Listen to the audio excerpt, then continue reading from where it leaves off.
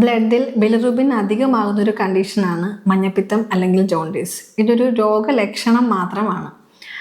മഞ്ഞപ്പിത്തമുള്ളപ്പോൾ നമ്മുടെ സ്കിന്നും കണ്ണും ഒക്കെ ഒരു മഞ്ഞ കളറാവുന്നതാണ് രോഗലക്ഷണം. ബിലിറുബിൻ എന്ന് പറയുന്നത് നമ്മുടെ ചുവന്ന രക്താണുക്കൾ ബ്രേക്ക് ഡൗൺ ആവുമ്പോൾ ഉണ്ടാകുന്ന ഒരു യെല്ലോ പിഗ്മെൻ്റ് ആണ്. സാധാരണ ഇത് ബൈലിൽ കൂടി എക്സ്ക്രീറ്റ് ആവുകയാണ് ചെയ്യുന്നത്. ബിലിറുബിൻ ബൈലിനോടൊപ്പം ലിവറിൽ നിന്നും പിത്താശയത്തിലേക്ക് എത്തുകയും അവിടെ സ്റ്റോർ ചെയ്യപ്പെടുകയും ചെയ്യുന്നു.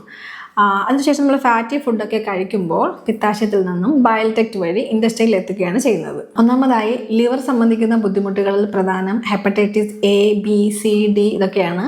ഇതിൽ തന്നെ ഹെപ്പറ്റൈറ്റിസ് എയും ഇയും ഫുഡിൽ നിന്നും വെള്ളത്തിൽ നിന്നുമാണ് ഉണ്ടാകുന്നത്. ഇതൊരു അക്യൂട്ട് കണ്ടീഷനാണ്.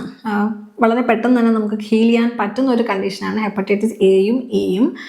പക്ഷേ ബിയും സിയും വളരെ ക്രോണിക് ആയിട്ടുള്ളൊരു കണ്ടീഷനാണ്. അമിതമായിട്ടുള്ള മദ്യപാനം ലിവർ ഡാമേജിനൊരു കാരണമാകാറുണ്ട്. അതുമാത്രമല്ല ഓവറായിട്ടുള്ള മരുന്നിൻ്റെ യൂസ്. ഇപ്പോഴത്തെ ഒരു പ്രവണത പ്രത്യേകിച്ചും പ്രായമായവരിൽ എല്ലാ അസുഖത്തിനും ഇങ്ങനെ അമിതമായിട്ട് മരുന്ന് കഴിക്കുന്നൊരു പ്രവണതയുണ്ട്. ഓവറായിട്ട് മെഡിസിൻ കഴിക്കുന്നത് ലിവറിന് ഒരു ഓവർ ലോഡ് വരികയും ലിവർ ഡാമേജിന് കാരണമാവുകയും ചെയ്യും. അതും ലേറ്റർ സ്റ്റേജിൽ ഒരു മഞ്ഞപ്പിത്തത്തിന് കാരണമാകാറുണ്ട്. പിന്നെയുള്ളത് ന്യൂബോൺ ജോണ്ടിസ്. ജനിച്ച കുട്ടികളിൽ കാണുന്ന ഒരു മഞ്ഞനോവാണ് ന്യൂബോൺ ജോണ്ടിസ്. ഇത് വളരെ പെട്ടെന്ന് തന്നെ മാറാറുണ്ട്. മരുന്നിൻ്റെ ഒന്നും സഹായമില്ലാതെ തന്നെ ഫോട്ടോതെറാപ്പിയാണ് ഇതിന് ചെയ്യുന്നത്.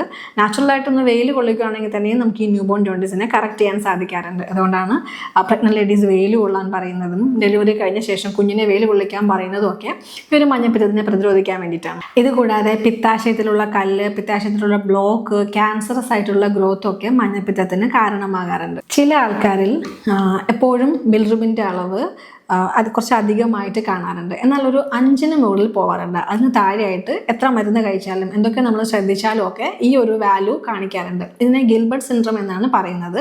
ഇത് പ്രത്യേകിച്ച് ബുദ്ധിമുട്ടുണ്ടാക്കുന്നില്ല. അവരുടെ ഒരു ജനിതക ഘടന അങ്ങനെ തന്നെയാണ്. അവർക്ക് എപ്പോഴും ഈ ഒരു വാല്യൂ തന്നെ കാണിക്കാറുണ്ട് ബ്ലഡിൽ. ഇത് ശരിക്കും ബുദ്ധിമുട്ടുണ്ടാക്കുന്നത് പുറത്തോട്ടൊക്കെ പോകുമ്പോൾ വിദേശ യാത്രയൊക്കെ ചെയ്യുന്നവർക്ക് ബ്ലഡ് ടെസ്റ്റ് ചെയ്യുമ്പോൾ ഇതിൻ്റെ അളവ് ഇങ്ങനെ വേരിയേഷൻ കാണിക്കുമ്പോൾ അവർക്ക് യാത്രയ്ക്ക് ഒരു തടസ്സം വരാറുണ്ട്. അല്ലാതെ ഈ ഒരു ഗിൽബർട്ട് സിൻഡ്രോം കൊണ്ട് നമുക്ക് പ്രത്യേകിച്ച് ശാരീരിക ബുദ്ധിമുട്ടുകളൊന്നും തന്നെ ഉണ്ടാവാറില്ല.